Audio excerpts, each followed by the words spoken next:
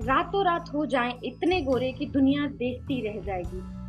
Hi everyone, मैं हूं doctor Shalini और मैं हूं एक नेचुरोपैथ। आज मैं बताने वाली हूं कि रातों रात जो गोरे होते हैं उनका साइंटिफिक रीजन क्या होता है। और ये आपके डिमांड पे 100% बनाई गई वीडियो है, तो इसको ध्यान से देखें और सारे साइंटिफिक रीजन को समझने की कोशिश करें। रातों रात हो जाएंगे इतने गोरे कि दुनिया देखती रह जाएगी और कहेगी, सुनो सुनो ओ बाबूजी, कपड़े क्यों हैं मैले धुले। और चेहरा किस लॉन्ड्री से धुलवाया था? और आप कहेंगे लॉन्ड्री? नहीं नहीं, मैंने तो बेकिंग सोडा लगाया है। सोचो, बेकिंग सोडा लॉन्ड्री जैसा काम करता है। बेकिंग सोडा, इस टॉपिक पे मैं आज बात करने वाली हूँ आपसे। Baking soda, soda bicarbonate. मुझसे बहुत लोग कमेंट में पूछते हैं कि आजकल वायरल है ये पैक, दांत में लगाने वाला मंजन, टूथ पाउडर, हेयर शैम्पू और स्लिमिंग क्रीम और हेयर फेस पैक, इसमें बेकिंग सोडा है और आप मुझे इसका रिव्यू दीजिए। या कुछ लोग कहते हैं मुझे प्रॉब्लम आ गई। ये मेरे लिस्ट का हिस्सा नहीं है, लेकिन मैं ये इसलिए कर रही हूँ बिकॉज बहुत सारे कमेंट मेरे पास बार बार आ रहे हैं कि इसके बारे में प्लीज़ बताओ और मुझे इसकी जानकारी दो। तो इसलिए मैं आज यहाँ पर आई हूँ बेकिंग सोडा डिस्कस करने। बेकिंग सोडा एग्जैक्टली किस किस चीज़ में ज़्यादा होता है? या तो आपके बेकरी में, जिसमें खाते हैं तो कुरकुरापन आ जाता है, या फिर आपके डिटर्जेंट में। आपके डिटर्जेंट में इसलिए होता है कि जिस कपड़े से मैल ना जाए उस कपड़े से इजीली, बहुत आराम से मैल चला जाए, बस इसलिए बेकिंग सोडा उसमें डालते हैं। और वही मैल अगर आपके चेहरे पे है तो वो बेकिंग सोडा आप अपने फेस पे लगा लेंगे और कपड़े की तरह कपड़े धो लेंगे। क्यों? तो तभी मैं ये कह रही हूँ कि लॉन्ड्री से ही धुलवाएंगे ना अपना फेस। इस चीज़ को समझो आप। ये मैंने अपने लाइव चैट में भी बोला था। बहुत लोगों को बुरा लगेगा, खास करके उन लोगों को जिन्होंने इस टॉपिक पे वीडियो बनाई है। और ये बहुत बड़ी बेवकूफ़ी है कि आप यूट्यूबर होकर के लोगों के इमोशन से खेल रहे हैं, उनके स्किन से खेल रहे हैं, उनके लाइफ से खेल रहे हैं। एग्जैक्टली, क्योंकि बहुत सारी लड़कियों की शादी होने वाली है और वो जल्दी गोरा होने के चक्कर में ये कर लेगी। और इसका रिएक्शन मैं बताती हूँ। बेकिंग सोडा सेल मेम्ब्रेन को किल करता है।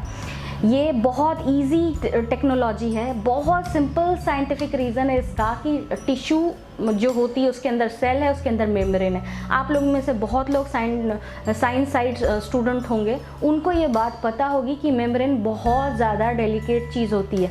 उसमें जितनी ज़्यादा पानी की मात्रा होगी आपका चेहरा उतना ज़्यादा चमकेगा, और वो जितना ज़्यादा सूख जाएगा आपकी स्किन उतनी ड्राई हो जाएगी। वही मेम्ब्रेन जब डैमेज हो जाते हैं तो डैंड्रफ हो जाता है, या स्किन एकदम ड्राई रहती है और या रैशेस पड़ते हैं।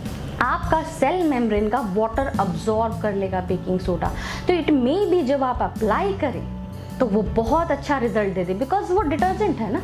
जब मैल साफ नहीं होता कपड़े से तो हमारी नानी दादी कहती है बेकिंग सोडा 1 चम्मच डाल के बॉईल कर दो, ये पुराने जो चादर में तेल भरा है ना वो भी निकाल देगा।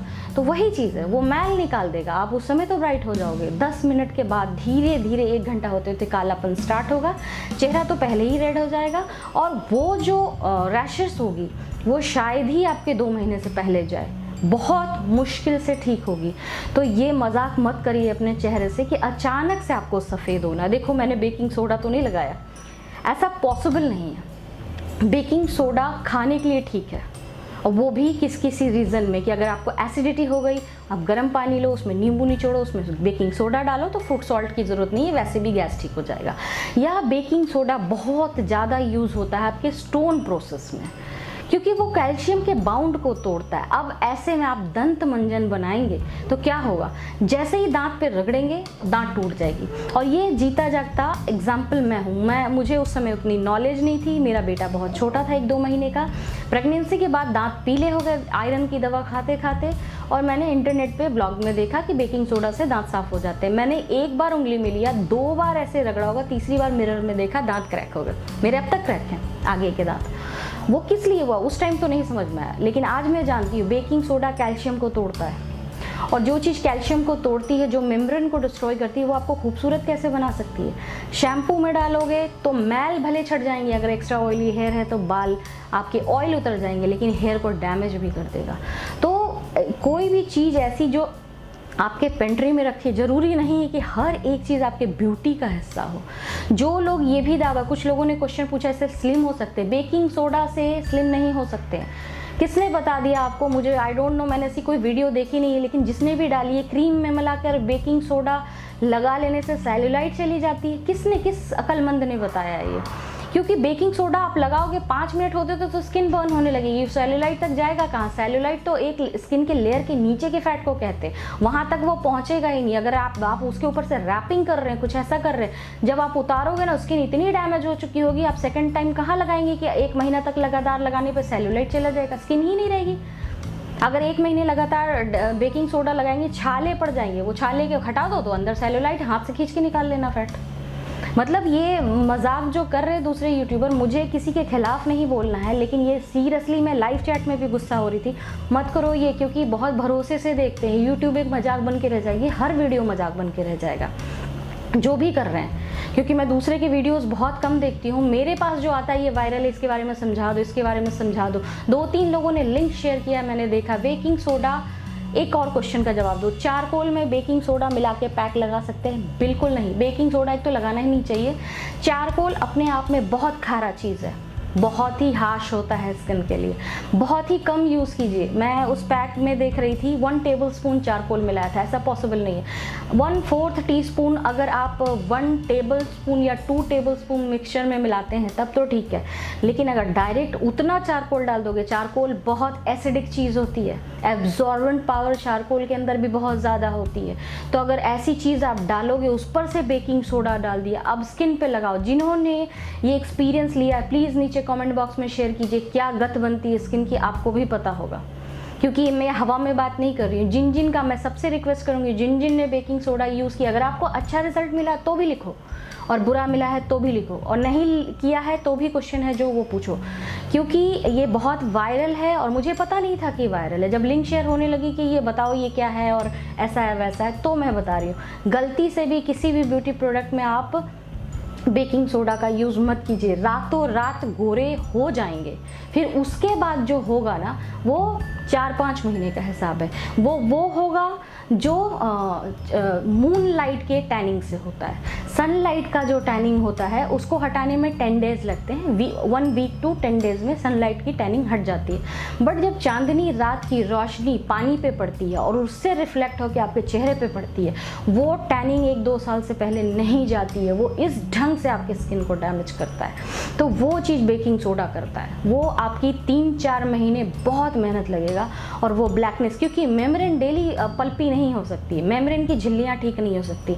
एक जगह आप लोग पूछ रहे होते हैं कि कोलेजन पैक बताओ जिससे कि स्किन यंग दिखे, और बेकिंग सोडा स्किन को डिस्ट्रॉय कर देगा, और इतनी बुरी तरह डिस्ट्रॉय करेगा कि रिंकल्स भी आएंगे, बिल्कुल डेड हो जाएगी। तो प्री ब्राइडल का तो हिस्सा नहीं बन सकता। तो जो भी कर रहे हैं, मेरी वार्निंग आगे आपकी मर्जी है।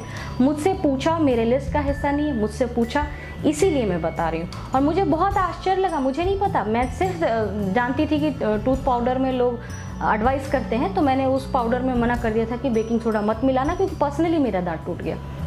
लेकिन स्किन पे तो मैंने कभी लगा के देखा ही नहीं है। मैं सीरियसली कह रही हूँ, आप लगाओ और आप देखो। जिन ने लगाया है वो अपना एक्सपीरियंस बिल्कुल शेयर कीजिए, क्योंकि ये बहुत ही डेंजरस है। ये कोई भी साइंटिस्ट का रिसर्च नहीं हो सकता कि कहीं से भी ये वायरल हुआ हो, लेकिन कोई भी साइंटिस्ट इसको अप्रूव नहीं कर सकता कि ये एक बेस्ट रिसर्च है कि आपके स्किन पे बहुत अच्छा रिजल्ट देगा। कोई भी टेक्नोलॉजी का हिस्सा नहीं है ये, कोई भी इन्वेंशन ऐसी नहीं है जिसमें आप दिखा दो कि बेकिंग सोडा से स्किन, हेयर या सेलुलाइट जाती हो।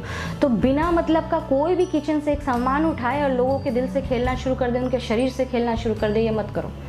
मैं तो कहती हूँ ये बात कि मैं डॉक्टर हूँ, मैं गलत नहीं कर सकती। आप कोई नाम लेके नहीं आते, सिर्फ आपका हाथ दिख रहा होता है और आप मजाक करना शुरू कर देते हैं और लोग बेवकूफ़ बनते हैं। आप ये चीज़ को समझो, यूट्यूबर हो तो थोड़ी रिस्पॉन्सिबिलिटी है। अगर इस चीज़ को नहीं समझोगे तो आप आज हो, आपके कारण सारे बदनाम होंगे, जो अच्छे हैं वो भी और जो नहीं अच्छे हैं वो भी, सब एक लपेटे में आते हैं। तो ये चीज़ रातों रात कोई गोरा नहीं हो सकता। पतला होना तपस्या है, गोरा होना तपस्या है, बाल अच्छे करना तपस्या है, स्वस्थ होना तपस्या है। बिना तपस्या के कुछ भी नहीं बोलता, जटाक से कुछ नहीं होगा। हमेशा के लिए कोई कुछ भी दवा खा ले, ज़िंदगी भर के लिए गोरा नहीं रह सकता। 10 मिनट में निखार आ सकती है, उन निखार को मेंटेन करने के लिए और भी चीज़ें करनी पड़ेगी, लेकिन हमेशा के लिए कोई गोरा नहीं हो सकता जब तक कि आप मेलानिन कंट्रोल का इंजेक्शन ना ले लें। और मेलानिन कंट्रोल का इंजेक्शन लेने का मतलब है जो लिकोडर्मा जिनको होता है वो लेते हैं तो पूरा बाल शरीर सब आपके बाल ब्लॉन्ड हो जाएंगे, शरीर गोरा हो जाएगा। उसके बाद आपको हेयर डाई करनी पड़ेगी, आईब्रो डाई करना पड़ेगा, जो माइकल जैक्सन ने करवाया था। तो ये इस चीज़ का ध्यान रखें, नहीं तो गोरापन नहीं आ सकता, उतना ही आएगा जितने आपके स्किन के हिसाब से। इस फैक्ट को मान लो, प्री ब्राइडल में कोई भी बिकमिंग ब्राइड बेकिंग सोडा से दूर रहो। अब अगला क्वेश्चन, मेरा जल गया है, रैशेज आ गए हैं, मुझे उपाय बताओ। सबसे अच्छा है लौकी का जूस, और लौकी का जो वो गोंद निकलता है, मैंने कई बार बताई है, वो लगाइए। खीरा काटो, उसको रगड़ो, उसमें जो दूध होती है वो लगाओ, जहाँ पे इफेक्टेड एरिया वहाँ लगाओ। ना ही आप उसमें येस्ट लगा सकते हैं, जो मैं बताती हूँ पैक में, येस्ट पाउडर नहीं लगा सकते, नींबू नहीं लगा सकते, टमाटर नहीं लगा सकते, ये डेंजरस कदम मत उठाना। पपाया नहीं लगा सकते क्योंकि ये सारी चीज़ें एंजाइम्स वाली एसिडिक होती है। तो आप आलू कद्दूकस करो, खीरा कद्दूकस करो और उसमें हनी मिलाओ हल्का सा, और उसको वहाँ पे लगा के रखो, और ऐसे 2-3 दिन करना पड़ेगा, तब ठीक होगी वो जगह, तब थोड़ा रिपेयर होगी वो जगह और आपको एक लेवल पे लेकर के आएगी। लेकिन जिन्होंने नहीं किया है वो अपने हथेली पे ट्राई करना, यहाँ या यहाँ, आपको पता चल जाएगा कि ये कितना डेंजरस है। स्किन चेहरे पे ट्राई मत करना, और आपको इसका रिजल्ट खुद समझ में आ जाएगा कि आप कितने बड़े दौर से गुजरने वाले थे। और मेरा यही मैसेज है आपसे कि जो भी मैंने ये इन्फॉर्मेशन आपको दिया है, ये मेरा पर्सनल जो मेरी राय है इस चीज़ को लेके, इसमें कोई एक बहुत बेसिक साइंटिफिक रीज़न है कि बेकिंग सोडा सिर्फ मैल हटाता है या कैल्शियम तोड़ता है। ये 2 चीज़ करता है तो ना मंजन में काम आ सकता है, ना ब्यूटी के काम आ सकता है, ना स्लिमिंग के काम आ सकता है। और अंत में यही कहूँगी कि मेरी इन्फॉर्मेशन आपको अच्छी लगी हो तो मेरी वीडियो को लाइक ज़रूर करें, मेरे वीडियो को शेयर ज़रूर करें अपने फ्रेंड एंड फैमिली से और अपने सोशल मीडिया पे, ताकि ज़्यादा से ज़्यादा लोगों की मदद हो पाए, अवेयरनेस फैल पाए। और प्लेलिस्ट में ऐड करें ताकि बाद में आप इसको देख सके। सब्सक्राइब कीजिए मेरे चैनल को अगर नहीं किया है तो, ताकि फ्यूचर के अपलोड का अपडेट आपको मिल सके। तो फिर मिलती हूँ मैं अपने नेक्स्ट वीडियो पे किसी रेसिपी, इन्फॉर्मेशन, स्किन केयर या हेयर केयर के साथ। तब तक के लिए बाय।